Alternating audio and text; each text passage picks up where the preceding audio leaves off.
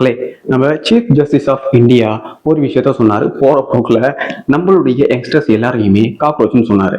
அதையும் தாண்டி அவர் நம்மளுடைய யங்ஸ்டர்ஸ பாராசைட்ஸ்னு சொன்னாரு. இதுல முக்கியமான விஷயம் என்னன்னா, இந்த காக்ரோச்னு சொன்னதும் இங்க இருக்க எல்லாரும் பயங்கரமா அது எப்படி எங்களை சொல்லலாம், நீங்க இப்பேற்பட்ட பதவியில இருந்தா நீங்க என்ன வேணா சொல்லலாமா, இளைஞர் படையை பாருங்கள், நாங்க எப்படி கொதிச்சு எழப்போறோம் பாருங்க அப்படின்னு இங்க உருட்டிட்டு இருக்காங்க. பட் உண்மையாவே அவர் என்ன மீனிங் பண்ணி சொன்னாருன்னா, இங்க இந்த இந்தியாவில் நடக்கக்கூடிய அரசியல் துளியும் தெரியாத தற்குறிகளா இங்க இருக்க இளைஞர்கள் இருக்கிறாங்க. வெறும் படிப்பு மட்டும்தான் வச்சுட்டு இருக்காங்களே தவிர அவங்களுக்குன்னு புத்தி கிடையாது. பாரசைட்ஸ் மாதிரி எதை பார்த்தாலும் யார் எதை சொன்னாலும் அதை நம்பிடுறாங்க. வெறும் 10 செகண்ட் வீடியோவை பார்த்தே இங்க கேவலமான வேலைகளை செய்யக்கூடிய அளவுக்கு இப்போ இருக்க யங்ஸ்டர்ஸ் இருக்காங்க. அதை பார்த்து தான் கரப்பாம்பூச்சிகள்னு சொல்றாரு. காக்ரோச் அவர் சொன்னதுக்கு இன்னொரு காரணமும் இருக்கு. ஏன்னா இங்க இருக்க நம்ம இந்திய இளைஞர்கள் ஃபியூச்சர்ல நமக்கு எது தேவை, நமக்கானவன் யாரு, நம்ம நாட்டுக்கு யார் நல்லது பண்றா, நம்ம நாட்டுக்கு எதிராக யாரெல்லாம் செயல்படுறான்னு இது மாதிரியான விஷயங்கள் துளியும் தெரியாம படிச்சோம், டிகிரி வாங்கணும், அதுல இருந்து எந்த அறிவையும் நாம வளர்த்துக்காம அப்படியே தங்களுடைய வாழ்க்கையை வாழ்ந்துட்டு இருக்கோம். அதையும் தாண்டி இப்போதைய இளைஞர்கள் பூரா பேருமே என்னவா இருக்காங்கன்னா சோசியல் மீடியா அடிக்டா இருக்காங்க. அதைத்தான் அவர் என்ன பண்றாருன்னா பாயிண்ட் பண்ணி இப்படி எலாபரேட் பண்ணாம சாதாரணமா சொன்னாரு. ஏன்னா சொன்ன இல்லையா, 10 செகண்ட் வீடியோவை பார்த்தே இங்க பல கிறுக்குத்தனமான வேலைகளையும் கிரிஞ்சுகளையும் பண்ணி எதெல்லாம் நார்மலைஸ் பண்ணக்கூடாது அதையெல்லாம் நார்மலைஸ் பண்ற அளவுக்கு இங்க சமுதாயம் உருவாக்கி இருக்கு. இவர் சொன்னதுக்கு சிறந்த உதாரணம் எங்கன்னு பாத்தீங்கன்னா தமிழ்நாட்டுலயும் கேரளாவிலையும் தான். தமிழ்நாட்டுல இருக்க இந்த இளைஞர்கள் எல்லாம் அவர் எங்களை அப்படி சொல்லிட்டாருன்னு யாராவது உருண்டீங்கன்னா சத்தியமா உங்களுக்கு எல்லாம் மூளை கிடையாதுன்னு தான் சொல்லுவேன். ஏன்னா ஒரு 20 நாளைக்கு முன்னாடி உங்க எல்லாருக்குமே தெரியும், எந்தவித தகுதியுமே இல்லாம எந்தவித அரசியல் அறிவுமே இல்லாம எதுவுமே பண்ணாம ஒருத்தரை திரைக்கவர்ச்சியில மட்டுமே செலக்ட் பண்ண தற்குறிகள் நிறைந்த இளைஞர் கூட்டம் தான் நம்ம தமிழ்நாட்டுல இருக்கு. அப்படி இருக்கும்போது அவர் சொன்னதெல்லாம் தவறுன்னு இங்க இருக்க எவனாவது பொங்கி எழுந்தீங்கன்னா உண்மையாவே உங்க எல்லாருக்குமே மனநோய் அதிகமாயிடுச்சுன்னு தான் சொல்லுவேன். ஏன்னா அவர் சொன்னதுக்கு ஏத்த மாதிரி அதையும் தாண்டி கேவலமான ஒரு வேலையை செஞ்சிருக்கோம். சிறந்த உதாரணமா இந்த உலகத்துக்கே நாம விளங்குறோம்.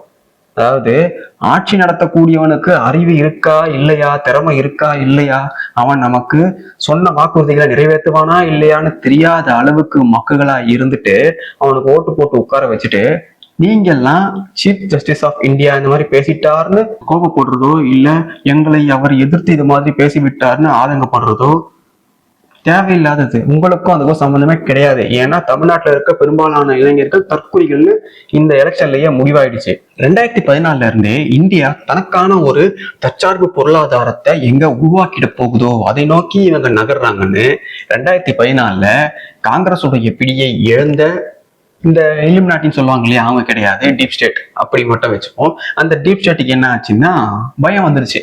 இந்தியா எப்பவுமே பிற நாடுகளை சார்ந்துதான் தன்னுடைய எனர்ஜி தேவையை அது பூர்த்தி செய்யற அளவுக்கு இருக்கணும். தற்சார்பா அது எந்த விதத்திலையும் செயல்பட்டுடவே கூடாதுன்னு தான் காங்கிரஸ் இருந்தப்ப பாத்தீங்கன்னா மத கலவரம், மொழி கலவரம், இனக்கலவரம்னு உள்நாட்டுல ஏகப்பட்ட கலவரங்களையும் இவங்க உருவாக்கிட்டு இருப்பாங்க. அதையும் தாண்டி தீவிரவாத தாக்குதல்களை அதிகமா இவங்க பண்ணிட்டு இருந்தாங்க. ஏன்னா அதையெல்லாம் வச்சு மக்களை டிஸ்ட்ராக்ட் பண்ணிட்டே இருந்தா அவங்களுடைய வாழ்க்கையை அவங்க வாழணும்னு யோசிக்க மாட்டாங்க இல்லையா. அதை காங்கிரஸ் வச்சு தெளிவா பண்ணிட்டு இருந்தாங்க. இப்போ 2014ஆம் ஆண்டு என்ன ஆச்சுன்னா அவங்களுடைய பிடி அங்க இருந்து விலகிடுச்சு. அதனால பாஜக உள்ள வந்ததும் காங்கிரஸ் எதெல்லாம் பண்ணாங்களோ அது எல்லாத்தையுமே என்ன பண்ணிட்டு இருக்காங்கன்னா தடுத்துட்டு இருக்காங்க.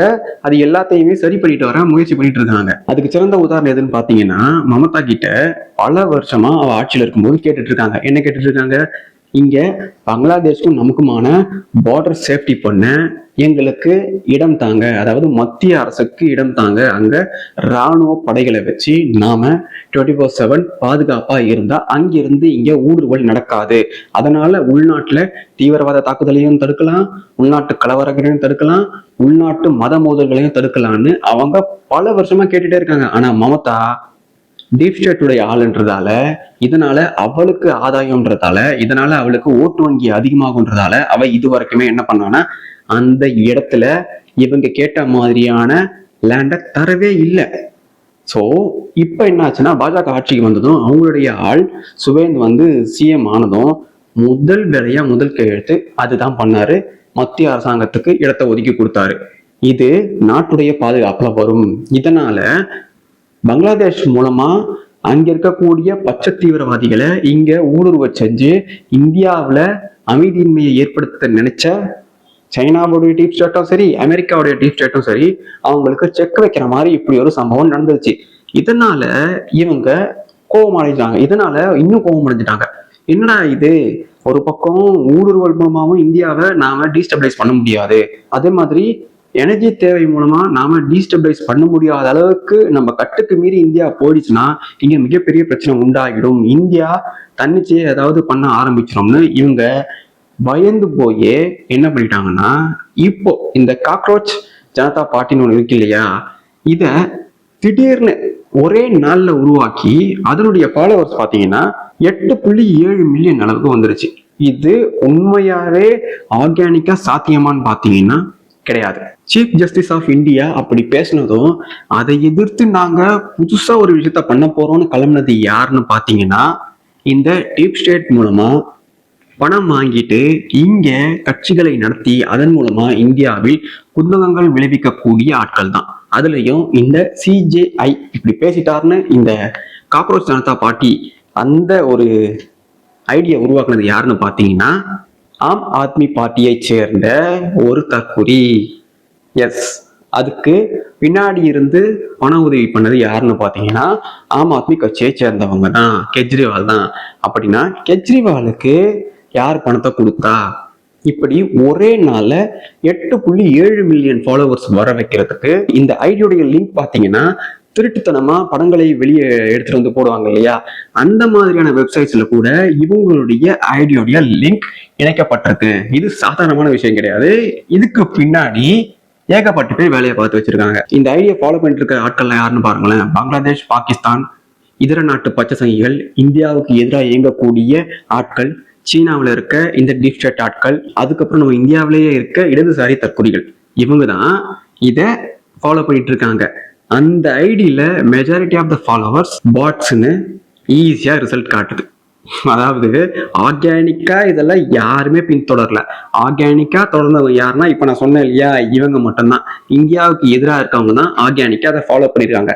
மற்றபடி மெஜாரிட்டியா அது எல்லாமே காசு கொடுத்து வாங்கியிருக்காங்க. எப்படி இந்த காசு எங்க இருந்து வந்தது? கெஜ்ரிவால் தந்தாருன்னு எல்லாருமே சொன்னாலுமே சரி, அவருக்கு இந்த காசு எங்க இருந்து வந்தது? ஒரே நாள்ல இப்பேற்பட்ட வேலையை, அதுலயும் சீஃப் ஜஸ்டிஸ் ஆஃப் இந்தியா சொன்னதுக்கு அப்புறம் இங்க எப்படி பண்றாங்கன்னா, இதுக்கு பின்னாடி நான் சொல்லணும்னு அவசியமே கிடையாது, யாருடைய வேலை இருக்குன்னு நீங்களே புரிஞ்சுக்கோங்க. இந்த ஐடியா உருவாக்குனது, அதாவது இந்த பார்ட்டின்னு சொல்றாங்க இல்லையா, இதை உருவாக்குன மேஜர் 3 பேர் யாருன்னு பாத்தீங்கன்னா இவங்க தான். இந்த 3 பேருமே ஆம் ஆத்மி பார்ட்டியோட தொடர்புல இருக்கிறவங்க. அதுல இருந்து 2 பேர் எலெக்ஷன்ல நின்று படு கேவலமா தோத்தவங்க. இன்னொருத்தர் டெபுட்டி சிஎம்மோடவே கனெக்ஷன்ல இருக்கக்கூடிய ஆள். இவங்க 3 பேரும் சேர்ந்துதான் சீஃப் ஜஸ்டிஸ் இது மாதிரி இந்தியாவில் இருக்கும் இளைஞர்களை காக்ரோச்னு சொல்லிட்டாரு, அதனால பொங்கி எழுந்து மக்கள் வந்து இது மாதிரி பண்ண சொன்னாங்கன்னு உருட்டு இருக்கானுங்க. ஆனா இவனுங்களுக்கு இந்த உத்தரவு போட்டதே கெஜ்ரிவால் மூலமா தான் இவங்களுக்கு வந்திருக்கு. எப்படின்னா 2012 கெஜ்ரிவால் எப்படி ஒரு வேலையை பார்த்து ஆம் ஆத்மி பார்ட்டியை டக்குன்னு ஒரு மிகப்பெரிய பார்ட்டி மாதிரி இவர் ஒரு சில போலியான கட்டமைப்புகள் எல்லாத்தையும் பண்ணாரோ, அதே மாதிரி இப்போ பாஜகவுக்கு எதிராக இது மாதிரி ஒண்ணு பண்ணா நாம ஃபேமஸ் ஆயிடலாம், நாம மறுபடியும் இழந்த இடத்த பிடிச்சிடலான்னு கனவு கண்டுதான் இந்த வேலையை பார்த்திருக்காங்க. ஆனா இந்த வேலைக்கு அடுத்த வேலையா பாஜக என்ன பண்ணிட்டாங்கன்னு பாத்தீங்கன்னா, பாஜக கூட பண்ணல, அவங்களை சேர்ந்தவங்க புதுசா இது மாதிரி இன்னொரு ஐடியா ஓபன் பண்ணி ஏகப்பட்ட ஐடிஸ் இவங்களை போட்டு பொழந்துட்டு இருக்காங்க. இந்த ஐடியா பொறுத்த வரைக்கும் fake followers, fake post, fake likes, fake shares எல்லாமே ஃபேக். எதுவுமே இதுல உண்மை கிடையாது. இங்க இருக்க யாருமே, குறிப்பா இந்த ஜஸ்டிஸ் பேசுறத நினைச்சு உண்மையாவே வருந்தக்கூடிய ஆட்கள் யாருமே இந்த ஐடியை பின்தொடரவே இல்லை. முழுக்க முழுக்க இந்த ஐடி ஆன்டி நேஷனல் ஐடி. இதை வச்சு இவங்க என்ன பண்ணிட்டு இருக்காங்கன்னா, காங்கிரஸ் எப்படி தன்னுடைய வலுவை இங்க இழந்துச்சோ, பாஜக என்ன மாதிரி எல்லாம் பண்ணணும்னு திட்டம் போட்டு பண்ணிட்டு இருக்காங்களோ, அது எல்லாத்துக்குமே ஆப்போசிட்டா ஒரு நெரட்டிவ் செட் பண்றதுக்காகவே இந்த ஐடியா உருவாக்கி இருக்காங்க. அங்க நேபாளல நடந்தது இல்லையா, அது மாதிரியான ஒரு விஷயத்த இங்க பண்ண முடியும் அப்படின்ற மாதிரி இவங்க கனவு கண்டுட்டு இருக்காங்க. ஆனா அவங்களுக்கே தெரியாத விஷயம் என்னன்னா, எங்க தமிழ்நாட்டு இளைஞர்கள்லாம் இது மாதிரியான விஷயத்துக்கு மயங்க மாட்டாங்க. ஏன்னா அவங்க ஏற்கனவே உங்களை விட தற்குறித்தனமா விசில் அடிச்சு வச்சிருக்காங்க. அதனால அவங்க கூட எல்லாம் உங்களால போட்டி போட முடியாது. அவங்களை எல்லாம் உங்களால ஒண்ணுமே பண்ண முடியாது. 13ஆம் தேதி கெஜ்ரிவாலும் இந்த தீப்கேவும் என்ன பண்றாங்கன்னா, ஜென்சியை தூண்டிவிடும் விதமா இவங்க பேசுறாங்க. இவன் ஒரு பக்கம் ட்வீட் போடுறான். 16ஆம் தேதி 16ஆம் தேதி இல்ல 15ஆம் தேதி நம்ம சிஜேஐ என்ன பண்றாருன்னா இந்த மாதிரியான காக்ரோச் ரிமார்க்கா பண்றாரு. அதுக்கடுத்து 16ஆம் தேதி இந்த தீப்கே என்ன பண்றான்னா, இந்த சிஜேபி பார்ட்டி அப்படின்ற ஒரு பேர்ல website and social media handles எல்லாத்தையுமே பக்காவா தயார் பண்ணி வச்சுக்கிறான். தயார் பண்ணி வச்சுட்டு இதை அப்படியே என்ன பண்றான்னா 90-20 அப்ப இந்த அக்கௌண்ட்ஸ் எல்லாத்தையுமே வெப்சைட்ஸ் எல்லாத்தையுமே ஆன்லைனுக்கு கொண்டு வரான். அந்த நேரத்துல கடன்னு போஸ்டுக்கு லைக் வருது, ஷேர் வருது, அவங்களுக்கு ஃபாலோவர்ஸ் அதிகமாகுது. இது எல்லாத்தையுமே காசு கொடுத்து அவங்க பண்றாங்க. இதுதான் கரண்ட் டைம்லைன். இதுல இந்த பிரச்சனையில சீஃப் ஜஸ்டிஸ் இப்படி பேசிட்டாருன்னா அவர் மேலதானே இவங்க கோவப்படணும். ஆனா இவங்க குறிப்பா டார்கெட் பண்ண விஷயம் எதுன்னு பாத்தீங்கன்னா, election commission of India, Adani, Hindus, அதுக்கப்புறம் மோடி, பிஜேபி. இதை தவிர இவங்க வேற எதையுமே டார்கெட் பண்ணி எதையுமே பண்ணல. இவங்களுடைய ஹேண்டில்ஸ்ல பாத்தீங்கன்னாலே தெரியும் உங்களுக்கு, இது முழுக்க முழுக்க நான் சொன்ன இந்த 5 விஷயத்துக்கு எதிராக செயல்படக்கூடிய ஒரு ஹேண்டில். இதை வச்சு இவங்க புதுசா ஒரு ஜென்சி கலவரத்தையும் புரட்சியையும் உண்டு பண்ணி இங்க ஆட்சி மாற்றத்தை அமைச்சு இவங்க உடனே ஆட்சியை பிடிச்சிடலான்னு கனவு கண்டுட்டு இருக்காங்க. இதெல்லாம் சாத்தியமே இல்லைன்னு அவங்களுக்கு தெரியலன்னா அவங்க எந்த எல்லைக்கும் போய் இந்தியாவுடைய அமைதியை சீர்குலைக்கிற வேலையை பார்ப்பாங்கன்றத இங்க இருக்க டீப் ஸ்டேட்னா என்னன்னு தெரியாத ஆட்கள் தெரிஞ்சுக்கணும். அதுவும் இல்லாம தமிழ்நாட்டுல இருக்க விசிலடிச்ச நண்பா நன்மைஸ் போன்ற தற்கொலைகள் இதையெல்லாம் புரிஞ்சுக்கணும். இது மாதிரியான விஷயத்துக்கு உடனே பலிகடா ஆயிடக்கூடாதுன்றதுக்காக தான் இந்த விஷயத்த சொல்றது. இந்த ஐடியா உருவாக்குன இந்த தீவிரவாத தற்கொலை எங்க இருக்கான்னு பாத்தீங்கன்னா, யூஎஸ்ல 3 பாகிஸ்தானிய நண்பர்களோடு ஒரு ரூம்ல இருக்கான். அப்படின்னா இவன் எப்பேற்பட்டவனா இருப்பான்னு யோசிச்சு பாருங்க. இவன் அங்க இருந்து இந்த ஐடியா ஓபன் பண்ணிட்டு இந்த மாதிரி இந்தியாவுக்கு எதிரான வேலைகளையும் இந்தியாவுக்கு எதிரான போஸ்டையும் இதுல போட்டு இங்க இருக்க ஜென்சி ஜெனரேஷனை இவன் தூண்டி விட்டுட்டு இருக்கான். இதன் மூலமா இந்தியாவில் இருக்க ஜென்சி இதெல்லாம் பார்த்து உடனே மயங்கி, ஆகா நாங்க ராகுல் காந்தியை பிஎம் ஆக்கிட போறோம் அப்படின்னு அவங்க என்ன பண்ணுவாங்க, களத்துல குதிச்சு போராடுவாங்கன்னு இவன் நினைச்சிட்டு இருக்கான். ஆனா இங்க இருக்க ஜென்சி உஷாரா இருக்காங்க. அதனால இந்த யூஎஸ்ல உட்கார்ந்துகிட்டு இந்தியாவுக்கு எதிராக வேலை பார்க்கிற தற்கொலையும், ஜெர்மன்ல ஏற்கனவே ஒரு ஜெர்மன் ஷெப்பர்ட் இருக்கு இல்லையா, அது மாதிரியான தற்கொலையும் ஒரே மாதிரியான கேட்டகரியில தான் வருவாங்க. இவங்களுடைய வேலை இந்தியாவுக்கு எதிராக எல்லாத்தையும் பண்ணி இவங்களுக்கு யார் காசு கொடுக்குறாங்களோ அவங்களுக்கு ஏத்த மாதிரியான நரேட்டிவ் செட் பண்றதுதான் இவங்களுடைய வேலையாவே இருக்கு. இது தெரியாம துருராத்தே போன்ற ஜெர்மன் ஷெப்பர்டெல்லாம் மிகப்பெரிய அறிவாள் என்ற மாதிரி இங்க இருக்க பச்சை சங்கிகள் பெரும்பாலும் அவனுக்கு ஆதரவு தந்து அவனை பெரிய ஆள் ஆக்கி விட்டு இருக்காங்க. அதனாலேயே துருராத்தே போன்ற ஆட்களை வச்சு இங்க இந்தியாவில ஒரு நெரட்டிவ் செட் பண்ண முடியும்னு நினைச்சிட்டு இருக்காங்க இந்தியாவுக்கு எதிராக வேலை செய்பவர்கள். ஆனா அது பல வருஷமா தோல்வி அடைஞ்சிட்டே இருக்கு. அதனாலதான் மோடியை இவங்க எங்க போனாலும் எந்த விஷயத்த பண்ணாலும் குறி வச்சு டார்கெட் பண்ணி மத ரீதியா இவர் எல்லாத்தையும் பண்றாருன்ற மாதிரியே ஃபேக் நரேட்டிவ் செட் பண்றாங்க. ஆனா அது எடுபடவே இல்லை. குறிப்பா வடநாட்டுல இருக்கக்கூடிய இஸ்லாமியர்களே மோடிக்கு எதிராக பேசல. மோடிக்கு எதிராக பேசுறவங்க யாருன்னு பாத்தீங்கன்னா, எக்ஸ்ட்ரீமிசத்தை பின்பற்றி அதன் மூலமா இங்க அவங்களுடைய ஆதிக்கத்தை செலுத்தணும்னு நினைக்கிற அந்த ஆட்கள் மட்டும்தான். ஆனா மோடிக்கு எதிராக பேசாத ஆட்கள் எல்லாருமே அவங்க சொல்ற விஷயம் என்னன்னா, நாங்க இங்க பிரச்சனையே இல்லாம தான் இருக்கோம், நிம்மதியா தான் இருக்கோம் அப்படின்னு அங்க இருக்கக்கூடிய இஸ்லாமியர்கள் சிலரே சொல்றாங்க. இதை பார்த்து இந்தியாவுக்கு எதிரான ஃபேக் நரேட்டிவ் செட் பண்றவங்களுக்கு பயம் அதிகரிச்சிருச்சு. எங்கடா இவங்களும் மோடி பக்கம் திரும்பிடுவாங்களோன்ற பயத்திலேயே இன்னைய வரைக்குமே அந்த மத ரீதியான பிரச்சனைய பங்களாதேஷ்ல இருந்து இங்க வெஸ்ட் பெங்கால்ல ஊடுருவ வச்சு அதன் மூலமா இந்தியா முழுக்க பரப்பி விட்டு நம்ம தமிழ்நாட்டிலேயே ஏகப்பட்ட பங்களாதேஷை சேர்ந்த பல ஆட்களை கைது பண்ணியிருக்காங்க. இது இங்க இருக்க பல பேருக்குமே தெரியாது. அதனால இங்க எல்லாம் நினைச்சிருக்காங்கன்னா எல்லாமே மதவெறியில இந்த பாஜக பண்றதுதான் நினைச்சிட்டு இருக்காங்க. ஆனா அதுதான் கிடையாது. இங்க பங்களாதேஷ் மூலமா எப்படி இந்தியாவை துண்டாடணும், பாகிஸ்தானை வச்சு எப்படி தீவிரவாதத்தால துண்டாடணும், சைனாவை வச்சு எப்படி பாட்ஸை வச்சு சோசியல் மீடியால துண்டாடணும்னு ஏகப்பட்ட வேலைகள் நடந்துட்டே இருக்கு. இது எல்லாத்தையும் தடுக்கிற வேலையை தான் இந்த மத்திய அரசாங்கங்களும் உளவுத்துறை படைகளும் பார்த்துட்டே இருக்காங்க. ஆனா இது தெரியாத நாம ரொம்ப சுலபமா இங்க மத ரீதியான இந்த வேலையை பாக்குறாங்கன்னு ஒரு கூந்தலும் தெரியாம அவங்க மேல பழிய போட்டுட்டு போயிடுறோம். இவங்க இந்த மாதிரி நகைச்சுவை பண்ணிட்டு இருக்கும்போது மோடி என்ன பண்ணிட்டு இருக்காருன்னா, யுஏஇ போய் அங்க 30 million barrels of oil plus long term LPG சப்ளைக்கான டீல போட்டுட்டு வந்திருக்காரு. நெதர்லாந்துல போய் சோழர்களுடைய காப்பர் பிளேட்ஸை, அதாவது தமிழ் இனத்துடைய காப்பர் பிளேட்ஸை தமிழின துரோகியான இந்த பாஜகவை சேர்ந்த மோடி இருக்காரு இல்லையா, அவர் என்ன பண்ணிருக்காருன்னா அங்கிருந்து மீட்டு கொண்டு வந்திருக்காரு. இதுலயும் திமுக தற்குறிகள் சில விளையாட்டுகளை விளையாடி இருக்காங்க. ஆனா அவங்க வழக்கம் போல ஸ்டிக்கர் ஒட்ட பார்த்திருக்காங்க. பட் இதுல முழுக்க முழுக்க இந்த வேலையை செய்தது நம்ம தமிழ்நாட்டை சேர்ந்த சிலரும், அதுக்கு ஆதரவா இருந்தது பாஜகவும் மத்திய அரசும் தான். ஸோ மோடி சோழர்களுடைய காப்பர் பிளேட்ஸை கொண்டு வந்திருக்காரு. அது கூடவே $11 மில்லியன் ஆஃப் செமிகண்டக்டர் டீலையும் போட்டுட்டு வந்திருக்காரு.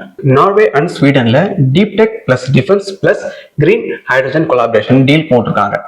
அது கூடவே இட்டாலியில மாரிடைம் பிளஸ் இங்க இருக்கக்கூடிய மினரல் சம்பந்தமான டீல்ஸ், அதையும் தாண்டி யூரோப்பியன் எக்கனாமிக் கொலாபரேஷனையும் இவங்க பண்ணிட்டு வந்திருக்காங்க. இன்னும் அவர் வேற எந்த நாட்டுக்கு போவார்னு தெரியல, எந்த மாதிரி டீல் போடுவார்னு தெரியல. ஆனா மனுஷன் இது மாதிரி நம்ம இந்தியாவுக்கு எங்கெல்லாம் எக்ஸ்டர்னல் சப்போர்ட் கிடைக்குமோ அங்கெல்லாம் போய் இது மாதிரியான வேலையை பண்ணிட்டு இருக்காரு. ஆனா இங்க இருக்கக்கூடிய மதவெறியால் இடதுசாரிகள் பேச்சை கேட்டுட்டு எப்பவுமே எதுக்கெடுத்தாலும் மோடி பாஜக அமித்ஷான்னு சொல்லக்கூடிய தற்குறிகள் இது தெரியாம இந்த சிஜேஐ இப்படி பேசிட்டாருன்னு மோடியை கடிச்சிட்டு இருக்கானுங்க. இதுக்கும் அவருக்கும் சம்மந்தமே கிடையாது. அவர் எங்கேயோ போய் அவரு வேலையை பார்த்துட்டு இருக்காரு. அதுலயும் நாட்டுக்கு என்ன தேவைன்னு தான் பார்த்துட்டு இருக்காரு.